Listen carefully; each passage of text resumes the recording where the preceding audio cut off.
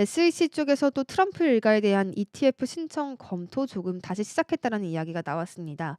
크립토 타임즈에 따르면 미국 증권거래위원회가 도널드 트럼프 대통령의 소셜 미디어 플랫폼인 트루스 소셜이 제출한 비트코인 ETF 상장 신청을 검토한다라고 밝혔습니다. 이번 결정은 신청 검토를 시작한다는 의미로 승인이나 거래 허가를 의미하지는 않는다는 것이 중요해 보이는데요. 신청서에 따르면 해당 ETF는 비트코인에 직접 투자를 하면서 비트코인 가격을 밀접하게 추적하도록 설계가 되어 있습니다. ETF는 이 신탁이 보유한 비트코인의 부분적인 소유권을 나타내는 주식을 발행하는데요. 이 주식은 NYSE 아르카 규칙에 따라서 상장이 될 예정입니다. 이 규칙은 상품 기반 신탁 주식의 상장을 규율하는 것이기도 하니까요. 이 부분도 잘 체크를 해 보셔야겠고요. 트럼프 미디어의 초기 S1 문서에는 이 펀드가 비트코인과 이더리움에 투자할 것이라고 명시가 되어 있었습니다. 하지만 SEC 공지는 트루스 소셜 비트코인 ETF만 좀 언급을 한 모습이었고요. 현재로서는 이더리움은 포함되지 않은 상태입니다. SEC는 비트코인 부분만 검토 중인 것으로 보이는 상황인데요. 비트코인 보관은 콜드 스토리지를 통해서 이루어져야 한다라는 주장이 되는 걸까요? 이 펀드가 보유한 비트코인은 포리스 DAX 트러스트 컴퍼니, 이 LLC 또 크립토닷컴으로 알려져 있는데요. 이 신탁의 비트코인 수탁자로 지정되어 오프라인 콜드 스토리지 방식으로 안전하게 보관될 예정입니다. 펀드의 순 자산 가치는 CF 벤치마크 지수를 기반으로 신탁 관리자가 매일 계산을 하겠습니다. 이 지수는 여러 암호화폐 거래소의 거래 활동을 기준으로 제공되는 비트코인의 1일 달러 가격을 반영합니다. 이번 펀드는 투자자가 직접 비트코인을 구매하거나 소유하는 번거로움 없이 비트코인에 투자할 수 있는 방법을 제공합니다. 하지만 ETF가 본격적으로 운영이 되거나 거래를 시작하려면 SEC가 S1 등록과 또 규칙 변경 제안서를 승인해야 한다는 점이 남아 있습니다. 과연 앞으로 이 트럼프 기업의 비트코인 ETF가 어떠한 흐름으로 이어지게 될지 계속해서 좀 지켜봐야겠습니다. 이어서 미국 상장 비트코인 채굴 기업이 전 세계 해시레이트 점유율의 31.5%를 돌파했다는 소식을 전해드리겠습니다. 미국 증시에 상장된 비트코인 채굴 업체들이 글로벌 네트워크 해시레이트의 31.5%를 차지했습니다. 이는 역대 최고 수준이 되겠는데요. JP모건이 지난 발표했던 보고서에 따르면 13개 채굴 기업의 해시레이트는 지난해 같은 기간 대비 99% 증가했다라고 합니다. 이는 같은 기간 전체 비트코인 네트워크 해시레이트가 55% 증가한 것과 비교해서 더 빠른 증가세로 보이기도 하는데요. 이 JP모건은 13개 채굴 업체는 4월 이후 총 11개의 엑사애쉬 채굴 능력을 추가했다라고 했고요. 또 특히 클린스파크, 하이브 테크놀로지스, 라이어 플랫폼스가 성장을 주도했다라고 설명을 했습니다. 하지만 해시프라이스인 이 채굴 수익성 지표는요, 5월 말 대비 2% 하락한 것으로도 집계가 됐는데요.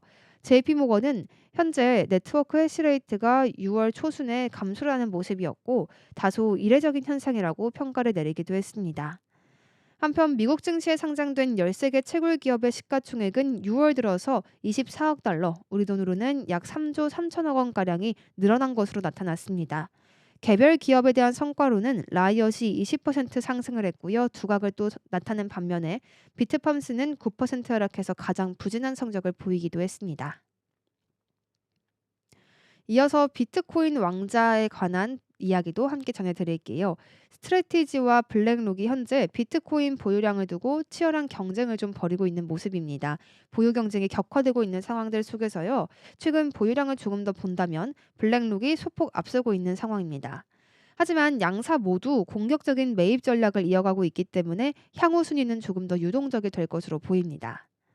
먼저 스트래티지의 소식인데요. 핀볼드에 따르면 스트래티지는 총 59만 2,100 비트코인을 보유하고 있고요.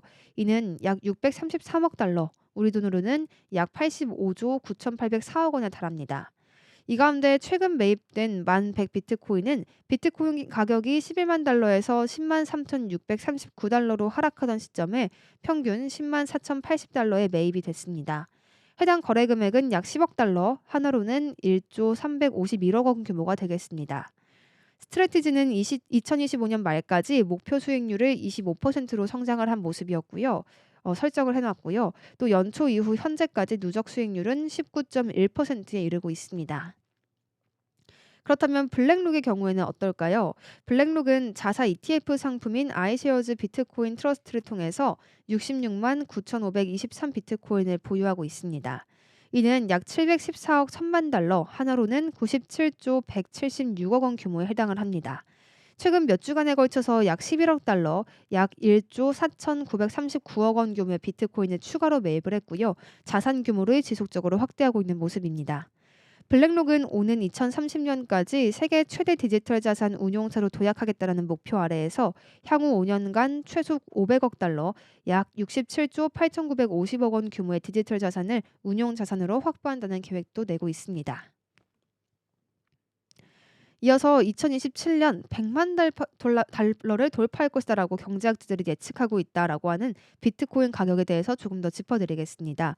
비트코인 연구를 수행하는 비영리 조직 사토시 액션 에듀케이션의 자문을 맡고 있는 경제학자 머레이 A 레드가요. 올해 1월 발표한 논문이 주목을 받고 있는데요. 이 논문은 비트코인이 2027년 초까지 100만 달러, 약 14억 원에 도달할 가능성이 있다라는 초강세 시나리오를 제시했습니다. 블록체인 매체 코인포스트에 따르면 레드를 비롯한 연구팀은 공급과 수요 균형 모델을 사용해서 2024년 4월부터 12년을 예측 기간으로 설정을 했고요. 비트코인 공급량 제한을 주요 전제로 삼았습니다. 연구팀은 비트코인 발행 한도가 2,100만 개로 정해져 있고 또 2024년 4월 반감기 시점까지 93% 이상이 발행 완료돼서 남은 물량이 약 165만 개뿐인 점을 언급했습니다. 이러한 공급 제한이 비트코인 가격에도 큰 영향을 미칠 것이라고 설명하는 모습이었는데요. 또 연구팀은 비트코인의 모든 물량이 시장에서 거래되는 것이 아니라는 점도 강조를 했습니다. 약 17%는 10년 이상 이동하지 않은 장기 보유 물량이고 29%는 3에서 10년간 비활성 상태로 일부는 유실됐을 가능성이 있다라는 것이었습니다. 따라서 실제 거래 가능한 유동 공급량은 전체의 절반 수준으로 추정되며 또 기업과 국가가 비트코인을 대량 매입하면 유동 공급이 줄어들어서 가격이 급등하는 공급 쇼크가 발생할 수 있다라고 연구팀은 분석했습니다. 연구팀은 구체적으로 몇 가지 시나리오에서 비트코인 가격을 예측했습니다. 우선 비트코인 수요에 앞으로도 변화가 없을 경우에는 2036년 기준 비트코인 가격은 공급 증가로 인해 소폭 하락해서 약 6만 2천 달러 수준이 될 것이라는 관측이었습니다. 한편 최근 갤럭시 디지털 창립자 겸 최고 경영자 마이크 노보그라츠도 비트코인 가격이 100만 달러에 도달할 것이라는 강세 전망을 내놓은 바가 있습니다. 그는 젊은 세대의 지지로 비트코인이 단순한 투기 자산이 아닌 달러와 금을 대체할 수 있는 새로운 가치 저장 수단이 될 수 있다고 언급했습니다. 이러한 강세 시나리오들은요 조금 극단적인 예시가 될 수 있기 때문에 투자하실 때 조금 더 신중히 참고하실 필요가 있어 보입니다.